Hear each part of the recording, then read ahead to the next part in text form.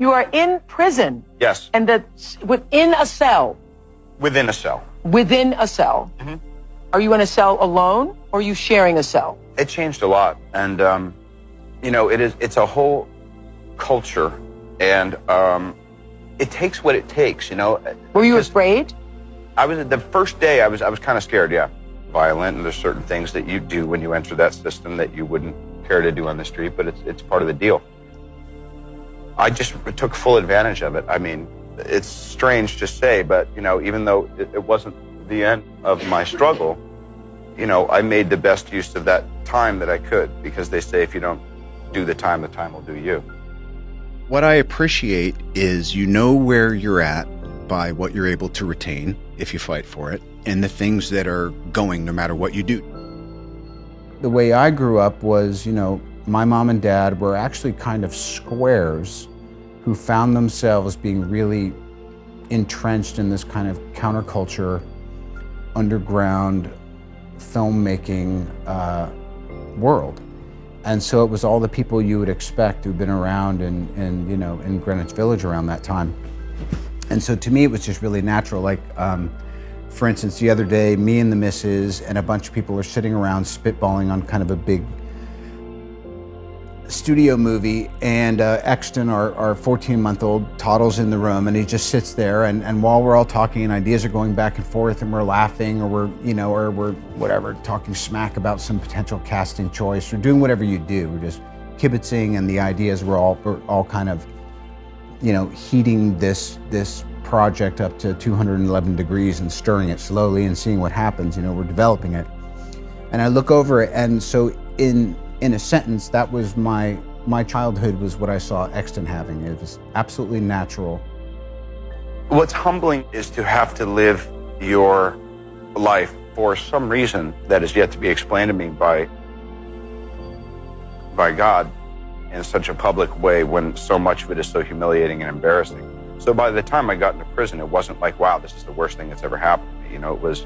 It was an extension of things being miserable. I don't need to try to use something to hold on to everything. I want to pick the 5 or 7 things that I definitely want to hold on to, and I want to watch the rest of it go in and out with the tides. I just happened to be in a situation the very last time, and I said, you know what, I don't think I can continue doing this. And I reached out for help, and I ran with it, because you can reach out for help in kind of a half-assed way, and you'll get it, and you won't take advantage of it. It's not that difficult to overcome these seemingly ghastly problems. You want to talk about validation and mentors and people who have been with me at critical times. I mentioned some male directors. All of them together could not hold a candle to the power of partnership when you find somebody who, without meaning to, you just kind of get each other, and then you cash in all your chips and you say, we're going to do this difficult thing, which is called relationship building and being in the same industry and all that stuff. But it's this thing of, it's the greatest mystery in life. It's easy to talk fast and be witty when you have, a written thing of dialogue, and I'm interested in people, and I like sharing and communicating. I think the older I get, though, the less need I feel to eat up all the oxygen in the room. Any great partner holds their space and lets you fish yourself out of the chasm with a kind of benevolent neglect, which is saying, I can't do this work for you because it doesn't work if I take credit for it. Loosely prearranged destiny. And what's incredible is how far afield you can go from it and still find your way back. Robert Downey Jr., when the paperback version of my first book came out, I wrote a paragraph about him, to where, again, about the ruthlessness of show business. People say show business is very forgiving. Well, if you're that talented of an actor, like Robert Downey Jr., they let you come back. And through his assistant, he contacted me and was so nice. Like, at this point, he was Iron Man. you know, and I'm this comedian. He's a big Stern fan. He had read the book, and he appreciated that I was complimentary to him in the book. And again, there's an example of the 12-step stuff. He said basically to me, I'm here for you. If you need me, I'm here for you. Oh, hi, if I hadn't met her, who knows? But again, what's really cool to me, and I strive to be this in my work, in my personal life, I try to be this as a dad. Without being rigid, I try to just hold my space so that it's something that is consistent enough for someone else to rely on and have a deep, abiding trust in. If I'm completely trustworthy, if my word is bond, and if I suit up and show up no matter what, and you can count on me, that gives the others so much freedom because they're not having to entangle with my inconsistency or my neurosis or my need. This gentleman was born to play Tony Stark, and the way he looks is exactly the way I pictured him. We are so lucky. Robert Downey Jr. playing this role, I was born under a lucky star, I gotta tell you. And to be in a scene with him, brief as it was, and I'll talk to them about that later, it was a joy, really a joy. I think we keep the projection going. I think when you honestly face the individual that you have this, you know, incredibly complicated set of circumstances with, which is, you know, on either side. I mean, once you have kids, you know how vital and how kind of instrumental parenting is, but you take it for granted when you're just being raised. It's like, well, that's your job. No, I actually have a job. I'm a judge. Once something goes your way, you can draw all the parallels you want and you can call it destiny. Robert Downey Jr. is just, I mean, you know, like he breathed life into this kind of superhero narrative for so many people across the world. And Avengers, it's the biggest franchise in the world. So to be a part of that is an incredible experience. But then to, you know, be able to experience that with someone like Robert Downey Jr. is amazing. And he was so graceful and wonderful and a phenomenal actor and also a lovely, lovely person.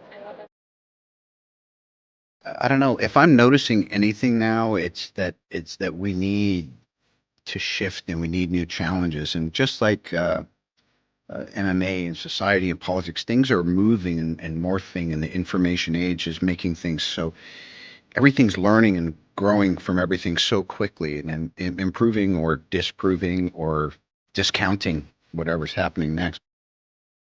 I have been reading this book called The Tao of Leadership, and I recognized that great leadership requires a great ability to not do anything in some ways. In other words, to not try to make things happen, but to be conscious of what's occurring in the moment and be very flexible and where you go, but very rooted in the basis of, you know, the principle of what you're trying to do. See clearly. See clearly, even if your vision is going. And it's difficult because I feel like we all just get buffeted by feelings and ego or fears or little, you know, chips of resentments or intuitions that are tied to something maybe higher, but you think is out of your reach. Robert Downey helped me in a way just by knowing that he got better. Because you talk about chaos, his life was. Yes. I remember talking about him on a Stern show when he got found, you know, the stripper with the Wonder Woman outfit and crystal meth. You know, stripper dressed like Wonder Woman and crystal meth in somebody else's house. You know. So confidence, you know, there's been times when I felt I'm in possession of it, and then you want to let go a little bit because it's only ever the moment and life guiding you. The wind is so at your back that you're like, wow, are you just, you know, jumping over the waves and all that by yourself? And you're like, you bet I am. But there's a physics to the moment, man, moment, machine, whatever, and the wind's at your back.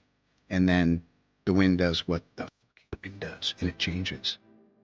Always know what your action is, because then when you come in the morning confident, or when you come in the morning and you can't hit your ass with both hands, you know what to do.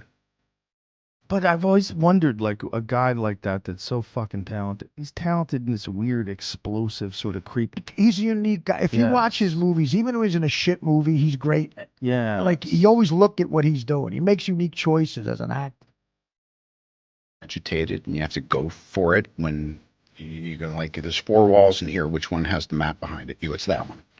And you knock down the wall and it's there. Don't chase that thing because you've got it in your hands. And I love the idea that if you're good at what you do, then it's not about time. I really like when you have a loose concept of what you're doing. There's certain parts that aren't going to change much, and the rest you discover. I think the biggest problem is I was raised particularly in a generation that wanted to be cool. And I guarantee you, if you ask the people who know me real well, and I think I'm one of them now, is I'm not cool and I don't want to be anymore.